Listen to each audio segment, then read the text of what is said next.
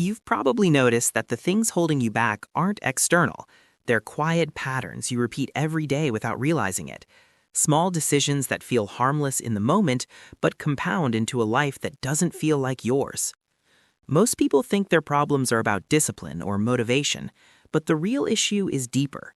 You're running programs in the background that were written years ago, and they're still controlling what you do today. Here are 9 ways you might be destroying your life without even knowing it. Number 6 will definitely shock you. Let's start. The first one is living on autopilot with beliefs you never chose. Your brain absorbed messages when you were young. If love felt conditional, you learned your worth depends on performance. If you were criticized often, you learned to criticize yourself first. These weren't conscious decisions. They became background code. Here's the thing. These beliefs don't feel like beliefs. They feel like truth. When you avoid opportunities or sabotage good things in your life, it's not random. Your brain is following instructions it received decades ago. Think of it like running outdated software. The program still works, but it wasn't designed for the life you're trying to build now. Without recognizing this, you'll keep wondering why you self-sabotage. You'll blame willpower or motivation, but the real problem is you're operating from beliefs that were never yours to begin with. The second way is feeding the anxiety-avoidance loop. When you avoid something that makes you anxious, your anxiety drops immediately. That feels like relief, so your brain learns that avoidance works. But here's what actually happens.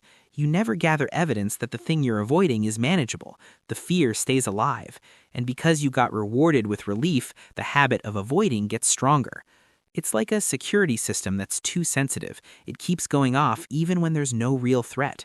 And every time you listen to it, you're teaching it to be more sensitive next time. This is why your comfort zone shrinks over time. Each avoidance makes the next challenge feel more threatening. The world gets smaller and the anxiety gets louder. Most people think avoidance solves the problem, but avoidance only reduces the anxiety about the problem. The problem itself gets bigger. The third way is treating your future self like a stranger. Your brain is wired to value immediate rewards exponentially more than distant ones. A piece of cake right now feels more real than your health 6 months from now. Spending money today feels more urgent than financial security next year. This isn't a character flaw. It's how your emotional brain processes time. The future is abstract. It doesn't trigger the same neurochemical response as something you can have right now. Here's why that matters. When you choose short-term pleasure over long-term benefit, you're not being weak. You're just operating from a brain that can't emotionally grasp the future. Think of it like trying to save for retirement when retirement feels like a concept, not a reality. Your brain discounts it. It feels worthless compared to what you could do with that money today. Without understanding this, you'll keep making decisions that feel good now and hurt you later, and you'll wonder why you can't seem to change. The fourth way is letting perfectionism disguise itself as ambition. Perfectionism isn't about caring deeply. It's about protecting yourself from feeling inadequate. You set impossible standards, fall short, then feel like a fraud. So you work harder to prove your worth. Then you raise the standards again. This creates a loop. The standard was impossible anyway, so failing doesn't mean you're incapable. It just means the bar was too high. Your ego stays protected, but you never actually make progress. And this is where it gets interesting. The people who struggle most with feeling like imposters are often the ones who've accomplished the most. They understand how much they don't know, so despite evidence of competence, they still feel like frauds. Real excellence doesn't come from impossible standards. It comes from trying, failing, adjusting, and trying again. That's how your brain rewires itself. That's how you actually improve. Perfectionism doesn't make you better. It just keeps you stuck in a cycle where you're never good enough. The fifth way is outsourcing your worth to other people's approval. When your sense of value depends on how others see you, you say yes to everything. You prioritize their feelings over yours. You avoid conflict. You become whoever you think they want you to be. But here's what changes everything. People can't love who you actually are because you never show them. The relationships stay superficial, and you end up exhausted, resentful, and still feeling unseen. The irony is brutal. You're trying to earn connection by hiding yourself, but connection requires being known. You're solving for the wrong problem. Stay with me on this. When you people please, you're not being kind. You're being safe. You're protecting yourself from rejection by never giving anyone the chance to reject the real you. Without boundaries, you don't build meaningful relationships, you build performances, and the cost is that you lose track of who you are outside of other people's expectations. The sixth way is treating failure like a verdict instead of data. Your brain rewires itself when you fail. That's not motivation, that's neuroscience. Failure triggers chemicals that literally strengthen the pathways you need to improve next time. But most people experience failure and decide it means something permanent. I'm not good at this. I'm not cut out for it. Here's the shift. Failure isn't a judgment about your abilities. It's the mechanism through which your abilities develop. When you avoid failure, you're avoiding the exact thing that makes you better. Think of your brain like a path through the woods. The more you walk a certain route, the clearer it gets. Every time you try something and fail, you're clearing a new path. Every time you avoid trying, the path grows over. I used to think people who succeeded were just naturally capable, but that's not how it works. They failed more. They learned to see failure as information, not identity. Without this perspective, you'll quit early. You'll mistake struggle for evidence that you're in the wrong place, and you'll never develop the skills you're capable of. The seventh way is using your inner critic as a strategy. You probably have a voice in your head that's harsh. It points out everything you do wrong. It tells you you're not good enough. And somewhere along the way, you started believing this voice was helping you. But here's what most people miss. That voice was created to protect you. If you criticize yourself first, external criticism can't hurt as much. It's a defense mechanism. The problem is it doesn't work. Self-criticism doesn't make you more motivated, it makes you less. It reduces your ability to make decisions. It shrinks the part of your brain responsible for emotional control. Here's why. Your brain doesn't distinguish between internal and external threat. When you attack yourself, your nervous system responds the same way as if someone else attacked you. You go into defense mode. Think of it like trying to improve when someone's yelling at you. You can't. Your brain is too busy protecting itself. The alternative isn't ignoring negative thoughts, it's questioning them. When that voice says you're failing, you pause and ask, is this true? What would I say to a friend in this situation? You replace harsh thoughts with realistic ones. Not positive, just neutral. I made a mistake, instead of I'm a failure. This isn't soft, it's strategic. You can't build anything from a foundation of self-hatred. The eighth way is claiming identities that limit you.